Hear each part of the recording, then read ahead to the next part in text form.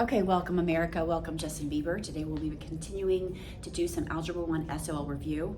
I've picked a few problems from the worksheet, which I will attach. It's the same one as the last video. If you already watched that one, it's just different problems. We're going to start with problem number 18. Oh, so let's go ahead and start. Okay, so I'm going to try to use the annotating. I'll go from there. Okay. So number 18, it just says solve the equation or the inequality. Problem number 18 has a 1/2 in front of this quantity x minus 3, and then a minus 2 times the quantity x plus 1 equals 5. Yes, we could just distribute the 1/2 and the 2, but it's probably easiest if we multiply through the whole equation first by 2, because that will get rid of the fraction, and then we don't have to deal with fractions. So I'm going to multiply this term. That's a term because it's separated by the next part with the minus sign. So I'm going to multiply this term by 2, and this term by 2, and this 5 also by 2. So I'm going to rewrite this. 2 times 1/2 is just 1, so that's x minus 3, minus 2 times 2 is 4, parentheses x plus 1, equals 5 times 2 is 10. Now, fraction gone. We didn't have to distribute it. Now we have to distribute this minus 4. And if you're going to make a mistake, here's what's going to happen. This is very, very common.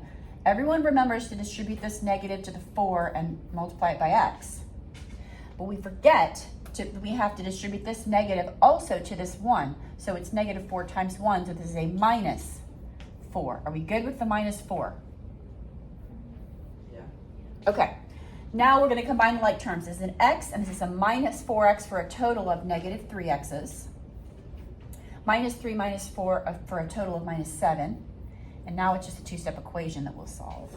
And I'm going to run out of room, but that's okay. Negative 3x equals 17. Divide both sides by negative 3. And we get, I'll write it here, x equals, this is written as 17 over negative 3. But that is exactly the same as if you had, negative 17 over positive 3. Because this is a positive divided by negative. This is a negative divided by positive. They're the same. You can also put the negative in front. Negative 17 thirds, and that's how I'm going to write the answer. X equals negative 17 thirds. Good? Tell me if I make a mistake, because I'm not using a calculator and I'm recording, and I'd hate to have a mistake in my video, because then I have to delete it. I don't want to confuse anybody. Good? Yeah. Okay, can I erase this? I have to erase before I scroll. Let me know when you're done.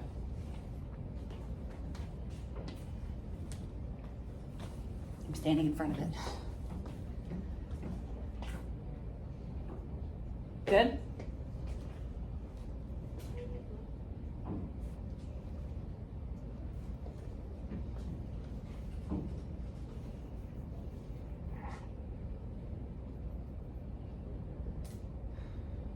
I wish I could come back, because with this annotation, I can't come back to it. I have to erase it. Kind of a negative about the board, but not complaining. Love the new board. So, all right, we good? All right, so clear. Scroll. We are going to scroll to, or I guess it's the next page. Okay, number 20. So, I just want to explain something to you guys that doesn't usually get explained. You have the square root of 25, just as a number, okay? That is actually equal to 5, because this implies what's called a domain restriction. If you were to graph y equals the square root of x, it would look like this. 1, 2, 9, 3, boom, okay? And we can't really plot any negative values. If I had because I know that negative 5 times negative 5 is a positive 25. But if you have the equation y equals the square root of x, you can't put a negative under this radical. So we have only positive values. So the square root of 25 is 5. However, if I have problem like number 20 and I take the square root of both sides, the square root of x squared is x, this actually equals plus or minus 5. Throw it into a function and it's plus or minus. So this has to be x equals, I don't even know why that happens, plus or minus 5. Well, the eraser works pretty well. Good. What just happened? How did I get those colors? Oh my gosh, where are my other colors? Maybe that's a highlighter. Okay, that is a highlighter. I'm going to skip, is anyone still writing? I'm going to skip 21 and 22 because next class I'm going to teach you how to factor or reteach you how to factor, and that's those problems, 23 and 24. We're going to do problem 23. I'm choosing problem 23. It is really dark in here. It's about to storm. I got that notification on my phone, but maybe if I can open these blinds up, America will be able to see me a little bit better. So I chose 23 because this is an inequality and we haven't solved inequalities in quite some time. So if I were to just rewrite this, instead of with the inequality with an equal sign, okay, it'd look like this. And you would just solve that by subtracting 4 from both sides and then dividing both sides by -2. We're going to do that same thing. The only difference with inequalities is the direction of the sign. I'll show you that. So we'll subtract 4, just like this was an equation. -2x is less than or equal to 6 minus 4 is, 2. Divide both sides by -2. I thought I had made a mistake, but I didn't. Now, I am dividing both sides of the inequality by a negative, and that changes the direction of the sign. So this is x is greater than or equal to -1.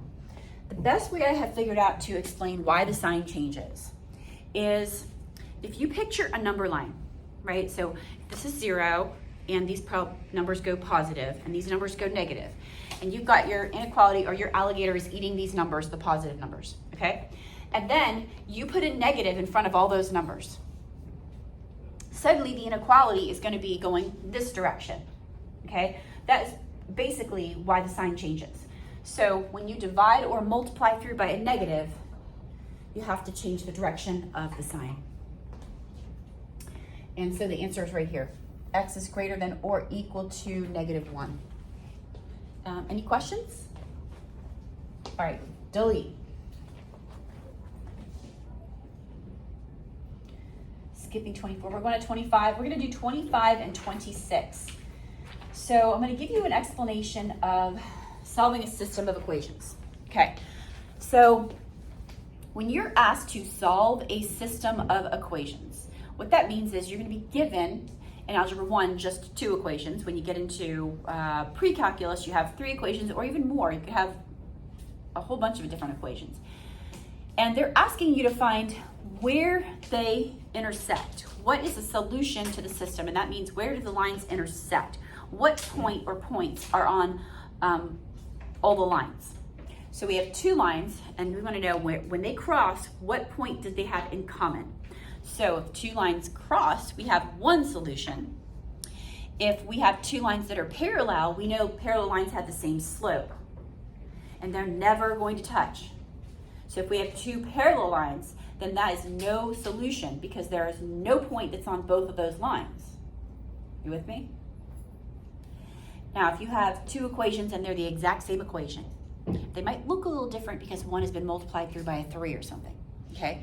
But they're the exact same line. So when you graph them, they lay on top of each other, which means that every single point on this line is on this line.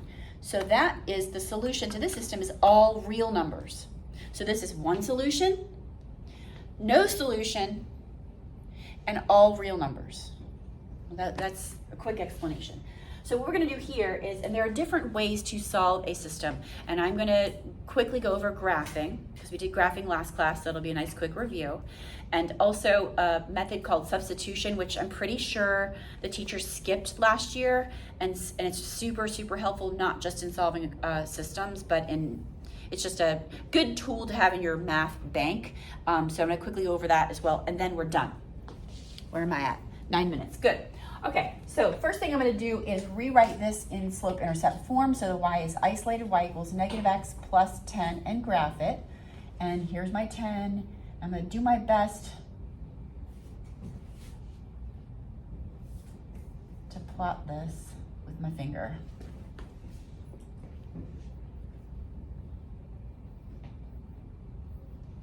Next equation, green, x plus 2. So I start at 2, slope is 1. We went over how to do this last time. If you're having trouble with slope, just watch the video from last class. We'll go over that. So there's the intersection right there. So there's your line. And that intersection is at 4, 6. This is the solution to that system of equations. How are we doing?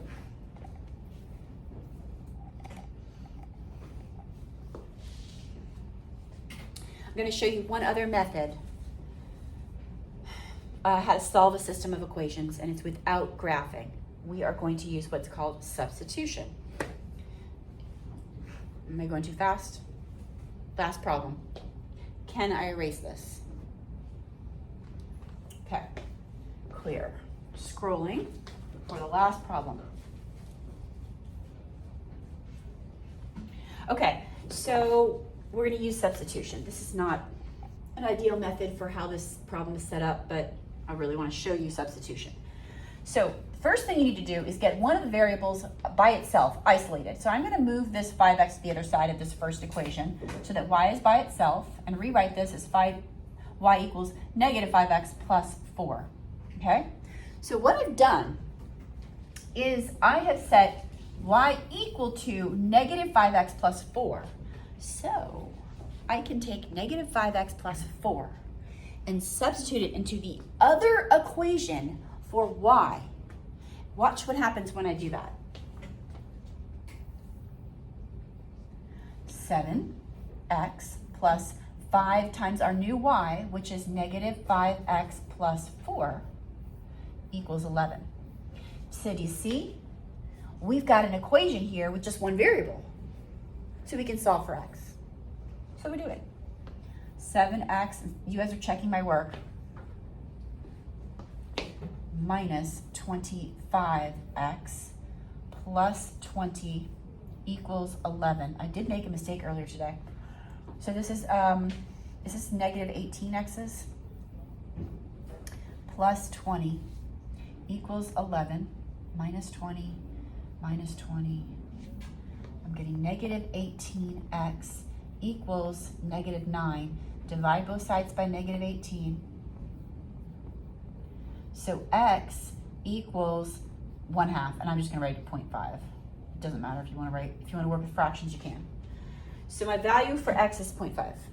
Now, we're halfway done because we need an ordered pair. An ordered pair has an x value and a y value. So what we're going to do now is we are going to take what we just got for the value of x, which is 1/2 or 0.5, and we're going to pick whichever original equation we want. I like the first one. And I'm going to plug it in for x and then see what I get for y. So 5 times my x value, which is 0.5, plus y equals 4.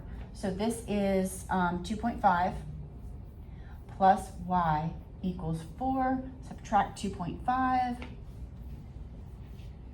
And I'm getting y is that 1.5? So x is 0.5 and y is 1.5. And that is another way to solve a system of equations and to find the solution to the system. And that means that if I were to graph these two lines, which I could, they would intersect at the point 0.5, 1.5. Good? Yep. All right, hanging up. Peace out.